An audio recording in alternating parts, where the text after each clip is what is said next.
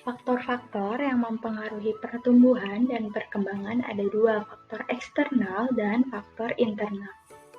Oke, kita bahas faktor eksternalnya dulu nih. Yang pertama ada air yang berfungsi sebagai pelarut dan pemecah massa dormansi biji. Kemudian ada mineral yang berpengaruh pada pertumbuhan ujung akar dan ujung batang. Kemudian ada kelembapan yang mempengaruhi laju transpirasi tumbuhan. Selanjutnya ada suhu dan pH yang mempengaruhi aktivitas kerja enzim.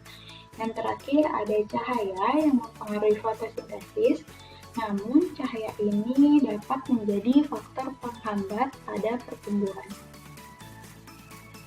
Nah, selanjutnya ada faktor internal, yaitu faktor yang berasal dari dalam tumbuhan. Ada gen sebagai pembawa sifat yang dapat diturunkan dan hormon. Nah, hormon pada tumbuhan ini disebut fitohormon.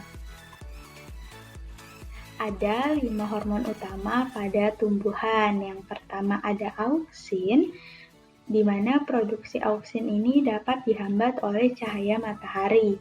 Yang kedua ada sitokinin untuk pembelahan sel yang bekerja antagonis dengan auksin. Yang ketiga ada giberelin untuk memperbesar sel. Yang keempat ada asam absisat untuk menghambat pertumbuhan sel. Yang kelima ada gas etilen untuk mematangkan buah.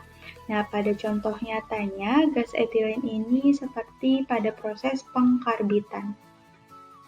Oke, mungkin pembahasan ini ngingetin kalian tentang proses perkecambahan. Seperti yang sudah dijelaskan sebelumnya, bahwa produksi auksin ini dapat dihambat oleh cahaya.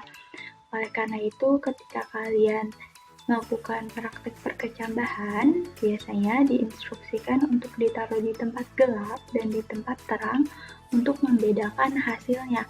Nah, sampel yang ditaruh di tempat terang atau terkena cahaya matahari ini, bagian yang terkena cahaya matahari akan jauh lebih lambat proses pertumbuhannya dibandingkan bagian yang tidak terkena cahaya matahari. Otomatis proses pertumbuhannya atau laju pertumbuhannya ini akan menghadap ke arah datangnya cahaya. Sekian, sampai jumpa di video selanjutnya teman-teman. Created using Powtoon.